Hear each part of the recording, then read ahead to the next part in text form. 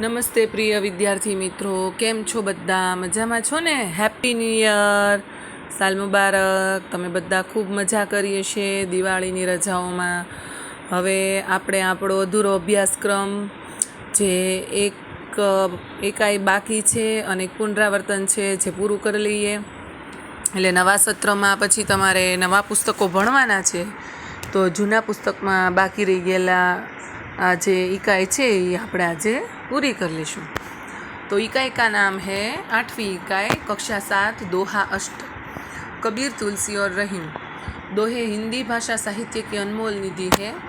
दोहे व्यावहारिक दृष्टांतों के माध्यम से सरल सहज रूप में जीवन, लोक व्यवहार, गुण, स्वभाव, नीति, रीति आदि से परिचित कराते हैं। प्रस्तुत इकाई में कबीर, तुलसीदास और रहीम के चुने गए ऐसे ही दोहे संकलित हैं। पहले कबीर के बारे में यहाँ लिखा हुआ है, ये 15वीं शताब्दी के कवि हैं। ये बड़े संत थे। इन्होंने हिंदू और मुसलमानों को उनकी गलतियों के लिए फटकारा है और दोनों को हिल मिल कर रहने का उपदेश दिया है। तुलसीदास, ये 16वीं शताब्दी के प्रसिद्ध राम भक्त कवि हैं। इन्होंने रामचरितमानस नामक प्रसिद्ध ग्रंथ लिखा है।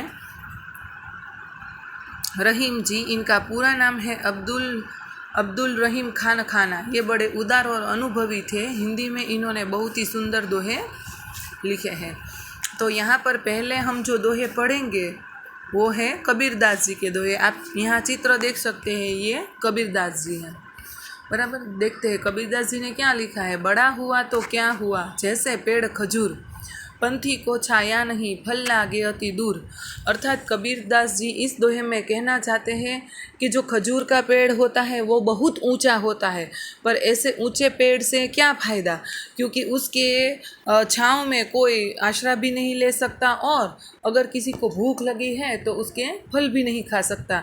इसलिए बड़ा भले है खजूर का पेड़, पर वह किसी के काम नहीं आता, तो उस बड़े का कोई महत्व नहीं है। उसी प्रकार हमारे जीवन में कोई बड़ा व्यक्ति है, चाहे वह ओहदे से हो, पैसे से हो या किसी से भी हो, अगर वो किसी दूसरों के काम में नहीं आता तो वो पैसा, वो ओहदा किसी भी काम का नहीं है।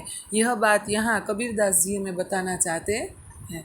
दूसरा दोहा है, साधु ऐसा चाहिए जैसे सूप सुभाए, सार सार को गही रहे, थोथा देही उड़ाए। अर्थात कबीरदास जी यहाँ कहना चाहते हैं कि साधु कैसा चाहिए। पहले तो हम समझ लेंगे बच्चों कि साधु माने कौन। साधु का अर्थ होगा सज्जन व्यक्ति। साधु माने जो माला पहन ले, वो केसरिया रंग के कपड़े पहन ले, फिर मंदिर में झट्टा बांध ले, राम राम बोलने लगे, ऐसे आडंबर करने वाले साधु नहीं, पर जो भले सांसारिक हो पर जो संसार में रहता है पर सज्जन है, अच्छे गुणों वाला है, सरल है, ऐसे व्यक्ति को हम साधु कहेंगे। तो कबीरदास जी कहते हैं कि साधु कैसा होना चाहिए, तो साधु सूप जैसा होना है। सूप माने सुपड़ू, जिसे हम गुजराती में सुपड़ू कहते हैं। आपने देखा हो कि आपकी माँ कोई भी अनाज है वह सूप में साफ करती है तो दाने दाने रह जाते हैं, जो उसके जो होते हैं कचरा वो सारे निकल जाते हैं।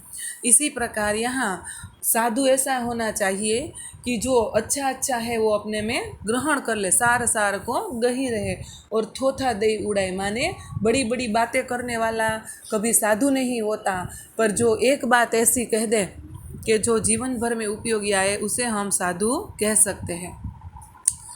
इस प्रकार यहाँ कबीरदास जी साधु कैसा होना चाहिए यह बात बताते हैं। तीसरा दोहा है, माखी गुड़ में गड़ी रहे, पंख रहियो लिपटाए, हाथ मले और सिर धुने, लालच बुरी बलाए। अर्थात इस दोहे में कबीरदास जी ने लालच की बात बताई है कि लालच करना बुरी बात है। आपने वो कहानी भी सुनी होगी, एक नाई था, उसे एक मुर्गी मिलती है जो सोने का अंडा देती है। तो एक दिन नाई को विचार आया कि चलो मुर्गी का पेट डालकर सारे अंडे निकाल देते हैं और मैं बहुत लखपति बन जाऊँ। मुर्गी को मार डालता है और उससे कुछ नहीं मिलता और वो पछताने लगता है। उस कहानी से हमें ये सीख मिलती है कि लालच बुरी बला है। इस प्रकार कबीरदास जी ने अपने इस दोहे में कहा है कि माखी है वो लालच के कारण गुड़ माने गुड़ में गड़ जाती है और उसकी पाँख होती है जो पंख वो उसमें चिपक जाती है। कितनी वह प्रयत्न करती है, हाथ मले और सिर धुने, पर वह एक बार उसमें फंस जाए तो निकल नहीं पाती है। इसलिए कबीरदास जी यहाँ कहना चाहते हैं कि लालच है वो बुरी बला है। इस प्रकार यहाँ 3 दोहे कबीरदास जी के समाप्त होते। उसके बाद है तुलसीदास। आप सब लोगों ने तुलसीदास जी का नाम सुना ही होगा। तुलसीदास है वो राम भक्त थे। उन्होंने पूरी रामायण लिखी थी, जिसको हिंदी में हम कहते हैं रामचरित मानस।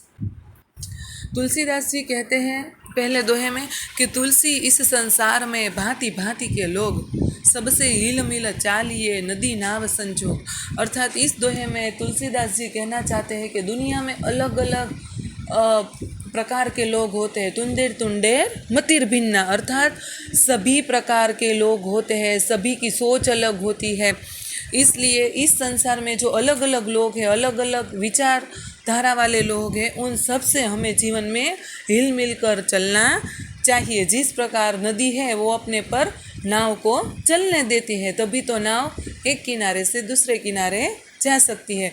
उसी प्रकार जिस प्रकार इस बात को समझाने के लिए तुलसीदास जी ने यहाँ नदी और नाव का उदाहरण प्रस्तुत किया है कि जिस प्रकार नदी और नाव एक दूसरे से प्रेरित होकर एक दूसरे को मदद करके चलती है, नाव चलती है और नदी उसे जाने देती है, उसी प्रकार हमें भी जीवन में सभी प्रकार के लोगों से मिलकर रहना चाहिए। दूसरे दोहे में कवि तुलसीदास जी कहना चाहते हैं कि तुलसी हाय गरीब की कबूह न खाली जाए, मुँह ढोए ढोर के चाम से लोहा भस्म हो जाए। तुलसीदास जी इस दोहे में कहना चाहते हैं कि कभी भी जीवन में किसी भी गरीब की हाय नहीं लेनी चाहिए। अगर किसी गरीब की हाय ले ली तो वो कभी खाली नहीं जाती और उसकी बद्दुआ हमें लग जाती है। इसलिए किसी भी गरीब को कभी परेशान नहीं करना चाहिए। इस बात को समझाने के लिए यहाँ तुलसीदास जी ने लोहे और चर्म माने चामड़ू का उदाहरण प्रस्तुत किया है। वे कहते हैं कि मुझे ढोर के चाम से लोहा भस्म हो जाए। आपने वो लोहे को टिपने वाला जो साधन है वो देखा है ना, वो चमड़े से बना होता है। अर्थात चमड़े के वो साधन से लोहा भी भस्म हो जाता है। इसलिए यहाँ इस बात को समझाने के लिए कि गरीब की हाय कभी खाली नहीं जाती, यहाँ लोहे और ढोर के चाम का उदाहरण तुलसीदास जी ने दिया है। उसके बाद है रहीम जी। ये है रहीम जी की तस्वीर। रहीम जी तो बहुत सुंदर दोहे लिखते हैं। उन्होंने कहा है कि रहीमन धागा प्रेम का मत तोड़ो चटकाए, टूटे से फिर ना जुड़े, जुड़े तो गांठ पड़ जाए। अर्थात इस दोहे में कवि रहीम जी हमें कहना चाहते हैं कि जो प्रेम का धागा है वो कभी हमें तोड़ना नहीं चाहिए। अर्थात हम जिसी से भी प्रेम करते हैं, वो फिर किसी दो भाइयों का प्रेम हो, माता पिता के बीच का प्रेम हो, या संतान और माता पिता का प्रेम हो, या पति पत्नी का प्रेम हो, या दोस्तों का प्रेम हो, किसी भी प्रकार का प्रेम हो, उसे कभी तोड़ना नहीं चाहिए। क्योंकि एक बार अगर वो धागा टूट जाता है, प्रेम को यहाँ धागा कहता है, वो धागा अगर टूट जाता है तो कभी जुड़ता नहीं, और अगर जुड़ जाता है तो उसमें गांठ पड़ जाती है। इसलिए रहीम जी कहते हैं कि रहीमन धागा प्रेम का मत तोड़ो चटकाए, टूटे से फिर ना जुड़े, जुड़े तो गांठ पड़ जाए। उसके बाद के दोहे में रहीम जी कहते हैं कि तरुवर फल नहीं खात है, सरवर पियत नहीं पानी, कही रहीम पर काज हित, संपत्ति संच ही सुजानी। इस दोहे में रहीमदास जी ने सुंदर बात कही है कि तरुवर माने वृक्ष पर इतने अच्छे अच्छे फल उगते हैं, पर वो कभी खुद नहीं खाता, वो दूसरों के उपयोग में आते हैं। उसी प्रकार सरोवर है, वो खुद पानी नहीं पीता, वो प्यासों की प्यास बुझाता है। तो रहीम जी कहते कि पर काज हित, अर्थात लोगों के हित के लिए, लोगों की मदद के लिए हमेशा अपनी संपत्ति को इकट्ठी करना चाहिए। संपत्ति को इकट्ठी करके लोगों के काम में आए, ये सी संपत्ति हमें इकट्ठी करनी चाहिए। और अंतिम दोहा है। इस दोहे में रहीम जी कहते हैं कि रहीमन देखी बड़े न को लघु न दीजिए डारी, बड़े लोगों को देखकर छोटे लोगों का महत्व कम नहीं समझना चाहिए। जहाँ काम आवे सुई, कहाँ करे तलवारी। अर्थात जो काम सुई कर सकती है वह काम कभी तलवार नहीं कर सकती। सुई हमेशा जुड़ने का काम करती है, जबकि तलवार है वह हमेशा अलग करने का काम करती है। इसलिए कभी भी हमें छोटे का महत्व कम नहीं समझना चाहिए, छोटे व्यक्ति को कभी कम नहीं समझना चाहिए, क्योंकि बड़े व्यक्ति को देखकर कभी छोटे का महत्व कम समझना नहीं चाहिए। इस बात को समझाने के लिए यहाँ रहीमदास जी ने सुई और तलवार का उदाहरण दिया है। तो बच्चों, यहाँ पर हमारे सारे दोहे समाप्त होते हैं। इस दोहों का गान किस प्रकार करते हैं वे मैं आपको सुनाती हूँ। एक दोहा गाकर सुनाती हूँ। आप आए दिन अपने टीवी में ये सुनते ही होंगे। जैसे कि हम कह सकते हैं कि रहीम का एक दोहा गाते हैं। रहीम ने धागा प्रेम का, मत तोड़ो चटका, टूटे से फिर ना जुड़े, जुड़े तो गांठ पड़ जाए रहीमा, जुड़े तो गांठ पड़ जाए। इस प्रकार आपको सभी दोहों का गान करना है। बराबर है बच्चों? दोहों को अच्छी तरह से पढ़िएगा, मेरा वीडियो शांति से सुनिएगा, समझिएगा और अपनी पाकी नोट में ये सारे दोहे लिख लीजिएगा। उसके बाद यहाँ जो शब्दार्थ दिए गए हैं वो भी अपनी पाकी नोट में, मुहावरे भी अपनी पाकी नोट में लिख लीजिएगा। आगे के वीडियो में हम अभ्यास और स्वाध्याय की चर्चा करेंगे। तब तक के लिए बाय बाय। घर पर रहिए, सुरक्षित रहिए।